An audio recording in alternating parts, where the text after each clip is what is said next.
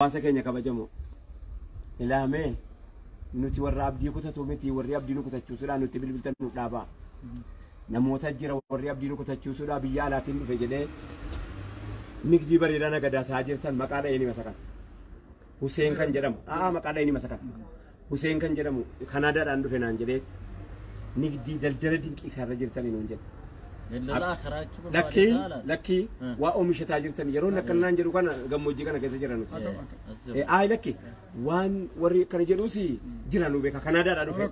erga dhakkoon qabu nun dhiyeessisiisu maaliif hawaasa keessa jiran in arga hawaasichi hawaasa caalaa munu maala manna rabbii namanna kana uumetu iyyuu akkana qofaami hawaasni nu deemaa fi jiru nu keessa jirra hawaasni keenya qubanu qaba ربي قبانو قب وني هجته مقصود اللي قبانو قب بروفول ربي تليانا انتهت إسا كانوا من جلوس إسا ما فواس لكن يغرغر ما جديد تدولوس إسا كالتي كان نمو براسي جدي مو سياسة داتي تفجر بولا تدولوسي رب بتكننا نوامبران وانغون كم أمانا كيسن نما مليون نما كودا شني كان يادا تابري سودا بلاتي يادا سال جنيدي Yada tabari sombe ka diar gesa abba weiti yada tabari so namni be ku be ka difa mana goda yada tabari so na to be ka diar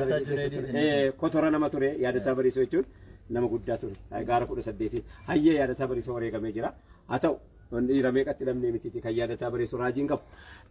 bifa wali galatin hawasa kenya kabajamo wonin jechu barbadu abadan wa hanu daba hawasa kenya ranu dabun kamnu amma fabba keenya bari jira ganda abbootii keenya jira bulchaan ganda kana le bulchaa bareeda bulchaa simanna beeku bulchaa ajaa'iba tokko qabanii bulchaa kana wajjin dhayne ijoollee manguddoo dheebottee fi beelufti sana rakkoo siillee irraa qoranne nyaata isin nutti amaanaa nama kuma kana hundaa nutti kennatan kumni kudhanii kan nama kuma kudhanii haa dhufe kan nama kuma shanii bulee horaadha guji baha guji jechuudha gara kanatti asaana achitti bira dabarfannee dhufne ganama boruu irra kan nama kuma kudhanii fudhannee as dhufne